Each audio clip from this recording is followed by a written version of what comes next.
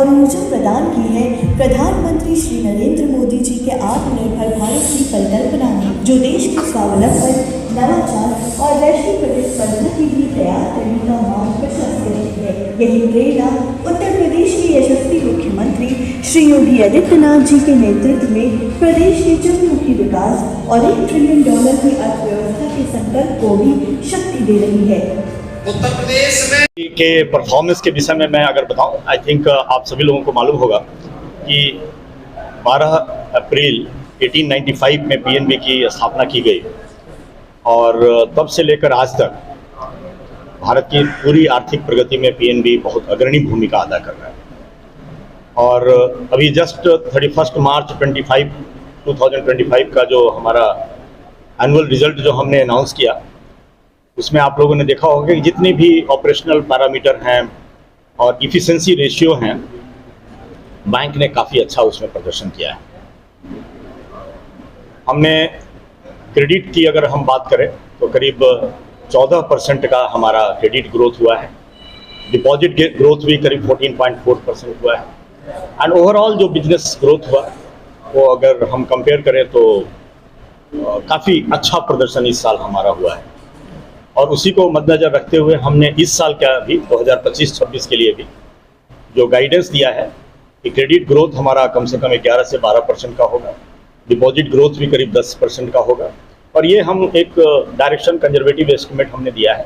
Definitely इस जो direction है इसको हम सुपरसीड करेंगे और इसको हम डेफिनेटली क्रॉस करेंगे।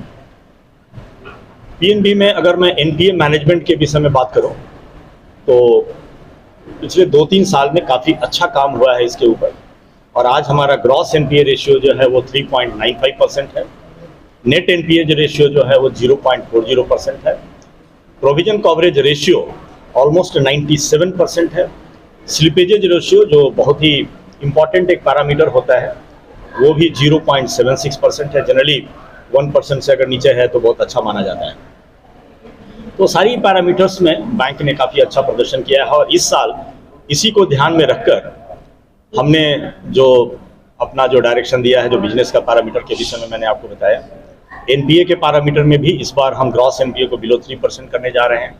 नेट एनपीए को बिलो 0.30% तक हम लेके जाएंगे।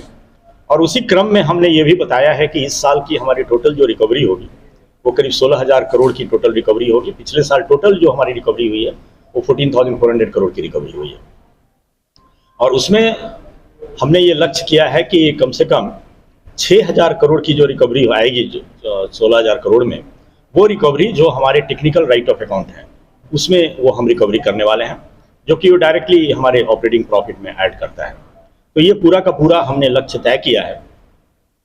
और इसको करने के लिए हम आउटरीच एक्टिविटी कर रहे हैं। इस साल हमारा प्लान है कि रैम का जो रेशियो है, रिटेल, एग्री एंड एमएसएमई, जो पूरे हमारे एडवांसेस में 53% उसका कंट्रीब्यूशन है और कॉर्पोरेट बुक का 47% कंट्रीब्यूशन है। तो इसको हम इस साल प्लान कर रहे हैं कि 53% से लेकर इसको रैम का शेयर को हम 57% तक लेकर जाएं इस साल।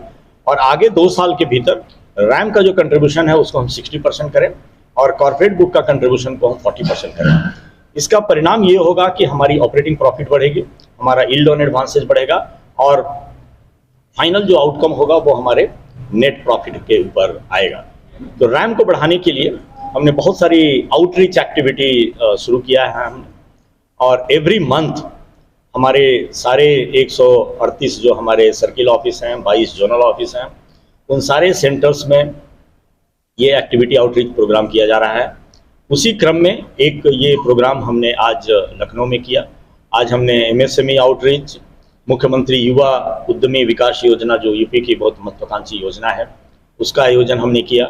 सेल्फ हेल्प ग्रुप के माध्यम से हमने जो हमारी विमेन जो इसकी मेंबर्स हैं उनको हमने आज अपने बैंकों के साथ जोड़ा है।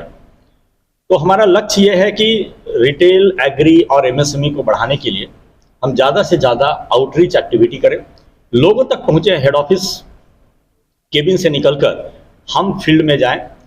एमडी, ईडी, हमारे सीजीएम, जीएम, आज सारे लोग फील्ड में, हमारे जो ब्रांच है, हमारे जो सर्किल ऑफिस है, हमारे जो जोनल ऑफिस हैं, उनके साथ मिलकर इन सारी एक्टिविटी को हम एक नया रूप दे रहे हैं। दूसरा इम्पॉर्टेंट एक एस्पेक्ट होता है ह्यूमन रिसोर्सेज का। हमारे 1 लाख प्लस एम्प्लॉई हैं और जहाँ भी हम इस तरीके की आउटरीच एक्टिविटी करते हैं वहाँ एक प्रोग्राम हम अपने एम्प्लॉई के लिए करते हैं। कल भी हमने लखनऊ में एक बहुत बड़ा टाउन हॉल मीटिंग किया अपने स्टाफ के साथ और मोर देन 900 हमारे स्टाफ्स उस मीटिंग में उपस्थित हुए कल, और बहुत ही अच्छा हमारा संवाद हुआ उनके साथ। हमने अपने हेड ऑफिस की जो नीति है, जो हम आगे कुछ करने वाले हैं, उसके विषय में हमने उनको बताया और उनकी जो डिफ़िकल्टी है, उनके जो चैलेंजेस है फील्ड पे, उसको सुनने का हमें मौका मिला और इस माध्यम से हम उनके साथ जुड़ने का प्रयास करते हैं और जो कुछ इम्प्रूवमेंट सिस्टम में, प्रोसेस में, प्रोडक्ट में हम कर सकते हैं उसके माध्यम से हम हेड ऑफिस में इन सभी चीज़ों के ऊपर विचार करते हैं और एक नया PNB कल्चर हम डेवलप करने का प्रयास कर रहे हैं। इस साल का जो हमारा मेन लक्ष्य है, ये तो बिजनेस के विषय में मैंने आपको बताया, लेकिन इस सारे बिजनेस को बढ़ाने के लिए हम कस्टमर सर्विस, कस्टमर सेंट्रिसिटी, इसके ऊपर बहुत जोर दे रहे हैं और एम्बियंस के ऊपर आपको ये महसूस होगा अगले 6 महीने में PNB की हर एक ब्रांच एक नए रूप में आपको दिखाई देगी। तो ये एक मुहिम हमने पूरे इंडिया में छेड़ा है। एम्बियंस खूबसूरत लगे, ATM हमारी जो है वो खूबसूरत लगे और कस्टमर सर्विस, कस्टमर सेंट्रिसिटी के ऊपर हम अच्छा फोकस करें और अच्छी से अच्छी सुविधा देने का हम काम करें। इसमें हमने एक नई डिजिटल इनोवेटिव आइडिया इंट्रोड्यूस किया है। हमने QR based customer feedback against the employ, ये जस्ट 15 दिन पहले हमने पूरे इंडिया में लॉन्च किया है और अगले 15 दिन के भीतर हर एक ब्रांच में हर एक एम्प्लॉय के सामने आपको एक छोटा स्टैंडी QR कोड नजर आएगा और आपकी ट्रांजैक्शन जैसे ही खत्म होती है आपको तुरंत एक SMS मैसेज आएगा, इस person so and so has done the transaction, इन्होंने आपका ट्रांजैक्शन किया है। 11 भाषा में ये उपलब्ध है, आप अपनी भाषा सेलेक्ट कर सकते हैं और आपको एक मैसेज आएगा और उस मैसेज में यही रहेगा कि ये इन्होंने आपका ट्रांजैक्शन किया है और इनको आप रेट कीजिए। उसमें हमने कुछ इमोजीज दिए हैं, उस इमोजीज के नीचे हमने उसका वर्णन भी किया है कि बहुत लोगों को इमोजीज समझ में नहीं आता है, उस इमोजीज का क्या मतलब है। और अगर आपने उसमें सेलेक्ट किया डिस्प्लेजर, तो एक उसमें ड्रॉप डाउन है, किस कारण से आप डिस्प्लेजर महसूस कर रहे हैं, क्या प्रोडक्ट हमारी ठीक नहीं है, क्या हमारे IT सिस्टम में कुछ इंप्रूवमेंट की जरूरत है, वो उसमें मेंशन किया हुआ है। तीसरा है अदर्स करके, जिसमें आप अपना सुझाव उसमें दे सकते हैं। रियल टाइम बेसिस में ये हेड ऑफिस में इंटीग्रेट किया गया है और हेड ऑफिस में रियल टाइम बेसिस पे हम आज देख पा रहे हैं कि कस्टमर सर्विस ग्राउंड लेवल पे कैसी दी जा रही है। तो ये एक एक्सपेरिमेंट अभी हमने किया है और हमने ये मैंडेटरी किया है कि हर एक एम्प्लॉय कम से कम 30-35 लोगों का रेटिंग उसको 1 महीने में करवाना है और उसको हमने परफॉर्मेंस अप्रेजल सिस्टम के साथ जोड़ा है, जिसमें 5 मार्क्स जो अच्छी कस्टमर सर्विस वो देंगे, 5 मार्क्स ऑटोमेटिक उनको अपने अपार मार्क्स में मिलेगा। तो ये चीज़ें हमने कुछ डिजिटल सर्विस के माध्यम से कस्टमर सर्विस में हम कैसे इंप्रूवमेंट कर सकते हैं, इसके ऊपर हम काम कर रहे हैं। हमने अपने एम्प्लॉय ट्रेनिंग के लिए पहली बार metaverse, conversational metaverse, augmented reality and virtual reality के माध्यम से हर एक ट्रेनिंग सेंटर में हम ये इंट्रोड्यूस करने जा रहे हैं। दिल्ली के एक ट्रेनिंग सेंटर में हमने ऑलरेडी इसको इंट्रोड्यूस किया है। जब भी हमारे कोई एम्प्लॉई जब ट्रेनिंग के लिए जाएंगे तो ये आधे घंटे का एक सेशन है जो मेटावर्स के साथ आपका इंटरेक्शन होगा और उसमें आपकी बॉडी लैंग्वेज, आपके एटिकेट, बातचीत करने का तरीका, ये सारी चीज़ें आपके कन्वर्सेशन में वो कैप्चर होंगी और जो एम्प्लॉई जब ये कन्वर्सेशन खत्म होगा तो उसको एक छोटी रिपोर्ट मिलेगी कि कैसा आपका पूरा कन्वर्सेशन हुआ, क्या इंप्रूवमेंट की जरूरत है, और उसको हम उनके HRMS के साथ टैग कर रहे हैं सो दैट किस एम्प्लॉय को किस तरीके की ट्रेनिंग की जरूरत है, सॉफ्ट स्किल में क्या इंप्रूवमेंट की जरूरत है, कम्युनिकेशन स्किल में क्या इनको इंप्रूवमेंट की जरूरत है। इस तरीके का एक प्रयोग हम अपने ट्रेनिंग सेंटर में कर रहे हैं और अगले 6 महीने के भीतर हमारे जितने पूरे इंडिया में ट्रेनिंग सेंटर हैं उन सभी ट्रेनिंग सेंटर में ये हम एक नया इंस्ट्रूमेंट प्रोवाइड कर रहे हैं और इन सभी चीज़ों के माध्यम से हम एक PNB में टोटली एक नई इन्वायरमेंट क्रिएट करने जा रहे हैं। सर, छोटे उद्यमी से रिलेटेड मैं चाहूँगा कि छोटे उद्यमी हैं उनसे रिलेटेड जो सरकार से जुड़ी हुई आपकी योजना है उनमें ऋण के संबंध में क्या कुछ सरलता है और कुछ की गई? बहुत सरल हमने बनाया है। आप आज हमारे पीएनबी के वेबसाइट में जाइए, 25 लाख तक के लोन, एमएसएमई के जो लोन हैं, आपको किसी भी तरीके के कोई पेपर देने की जरूरत नहीं है। आप वेबसाइट में जाकर अपना पर्सनल डिटेल उसमें सबमिट कर दीजिए। किसी भी बैंक में आपका अकाउंट है, वो अकाउंट नंबर आप सबमिट कर दीजिए। हमने डिजिटल एक पूरी cash flow based lending create की है, जिसमें 25 लाख तक के लोन, आपके कितने क्रेडिट आए हैं, उसमें हमने एक बिजनेस रूल इंजन क्रिएट किया है। और उस बिजनेस रूल इंजन के माध्यम से अगर आप पीएनबी के एग्जिस्टिंग कस्टमर हैं तो 7 से 10 मिनट में आपको लोन स्वीकृत किया जाएगा। लोन की डॉक्यूमेंटेशन डिजिटल की जाएगी, डिसबर्समेंट डिजिटल की जाएगी। कहीं किसी जगह किसी भी ब्रांच में आपको जाने की जरूरत नहीं है। आप पहली बार अगर पीएनबी के साथ जुड़ रहे हैं, नए कस्टमर अगर आप हैं, तो ये 24 आवर्स का उसमें टाइम लगता है। बैंक के अधिकारी आपके पास जाएंगे, वेरीफाई करेंगे, ड्यू डिलिजेंस करेंगे और उसके बाद उसको डिजिटल में कैप्चर करेंगे। बट 24 आवर्स में आपको डिजिटल फुटप्रिंट के माध्यम से up to 25 lakh MSME loan की सुविधा आज पीएनबी में उपलब्ध है। सर अगले आज भी हमने इस कार्यक्रम के माध्यम से, मुख्यमंत्री युवा उद्यमी विकास योजना के माध्यम से 300 लोगों को हमने आज यहाँ लोन की स्वीकृति दी है। करीब सारे लोगों को मिलाकर करीब 150 करोड़ से ऊपर का डिसबर्समेंट आज हमने किया है यहाँ पे। सेल्फ हेल्प ग्रुप से जो जुड़ी महिलाएं हैं, 250 सेल्फ हेल्प ग्रुप को हमने अपने बैंक के साथ आज जोड़ा है।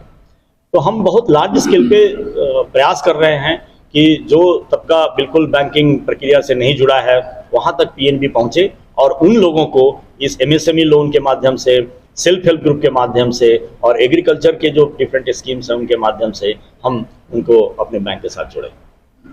किसानों के लिए क्या व्यवस्था है जी? किसानों के लिए ट्रैक्टर वगैरह का? किसानों के लिए जैसा कि अभी आपने देखा होगा, अभी हमने 11 लोगों को एक जो ट्रैक्टर से लोन से जुड़ी, घर में हर एक घर में जाकर इस तरीके की व्यवस्था प्रदान की जा सकती है, जिसमें क्रशिंग की जा सकती है, तेल निकाला जा सकता है। वो सभी स्कीम्स के अंतर्गत हमने अभी 11 लोगों को इस तरीके के लोन दिए हैं।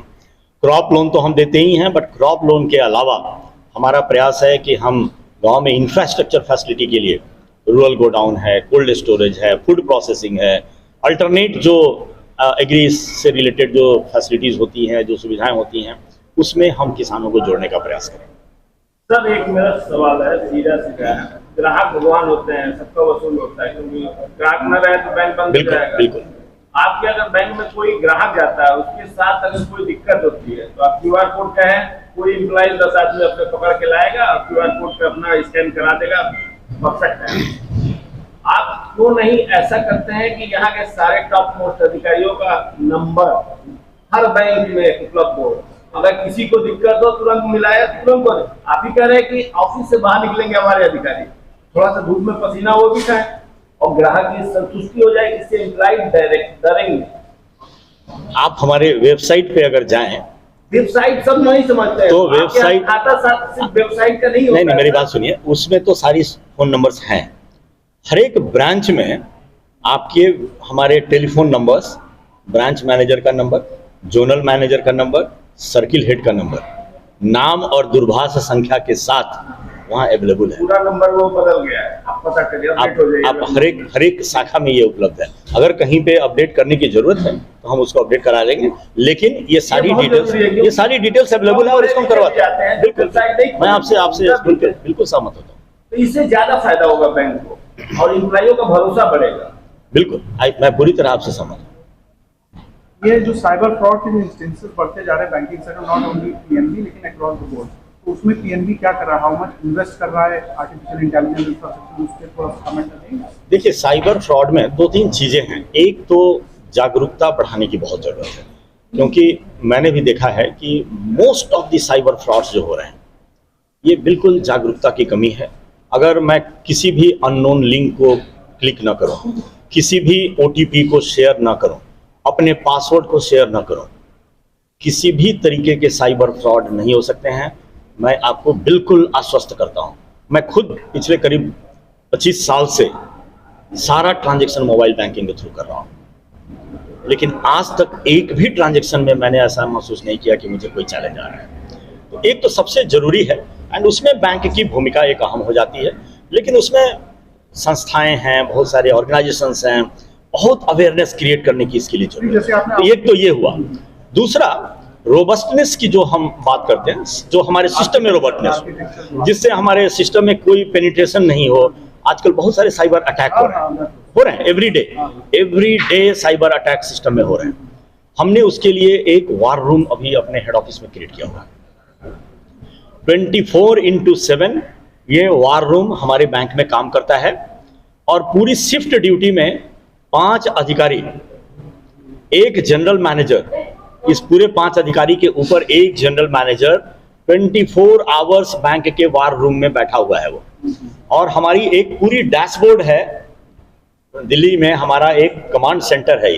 आप उसको देखेंगे तो आप आश्चर्यचकित हो जाएंगे कि बैंक के भीतर भी इस तरीके की एक डैशबोर्ड हो सकती है, जिसमें पूरे बैंक में किसी भी तरीके के अटैक अगर हो रहे हैं तो वो एक स्क्रीन लगी हुई है, उस स्क्रीन पे अलार्म बजता है, एक इमीडिएटली एक नोटिस आता है, इस तरीके के अटैक है, और सिस्टम ने उसको डाउन प्ले कर दिया है। तो ये एक हमने अपने पार्लियामेंट स्ट्रीट में हमारी आईटी सेंटर है हमारा। तो आउटरीच, जैसे आउटरीच आप बता रहे हैं, तो इसमें भी आउटरीच कर रहे हैं कि उनको अपने कस्टमर को अवेयर करें, उनको सर बहुत लार्ज स्केल पे सर इस प्रोग्राम को कर रहे हैं। इनफैक्ट 10 अप्रैल को हमने एक साइबर मैराथन का आयोजन किया था अपने दिल्ली में, और साइबर मैराथन का पर्पस यही था कि हम साइबर के माध्यम से साइबर सिक्योरिटी के लिए लोगों के भीतर एक जागरूकता पैदा करें। उसमें हमने 21 किलोमीटर, 10 किलोमीटर और 5 किलोमीटर का रन रखा था। उसी को आगे बढ़ाकर हमारे पूरे सर्किल ऑफिस में, पूरे जोनल ऑफिस में हमारे लोगों ने साइबर मैराथन रखा था। पूरे हर एक फील्ड में, हर एक ब्रांच में हमने एक साइबर की एक छोटी सी बुकलेट बनाई है, और हमने हर एक ब्रांच में उसको सर्कुलेट किया। बहुत अच्छी बुकलेट है, अगर यहाँ अवेलेबल है तो आप जरूर हमारे सारे लोगों को बाद में एक दीजिए। उसमें जितनी भी साइबर की चैलेंजेस हैं, छोटी सी बुकलेट के माध्यम से हमने उसमें उन लोगों को दिया है कि अगर किसी भी तरीके का साइबर का फ्रॉड होता है, आप इमीडिएटली 1930 पे कॉल कीजिए। बहुत सारी चीजें गवर्नमेंट ऑफ इंडिया ने इंट्रोड्यूस की है। 1930, हाँ। तो ये बहुत सारी चीजें गवर्नमेंट ऑफ इंडिया ने इंट्रोड्यूस की है, लेकिन उसके विषय में अवेयरनेस नहीं है हमारे मास के। सर ये 24 आवर्स ये काम करता है, ये हेल्पलाइन 1930, और ऑटोमेटिक वो कंप्लेंट रजिस्टर होता है, और ऑटोमेटिक उस अकाउंट को फ्रीज कर दिया जाता है।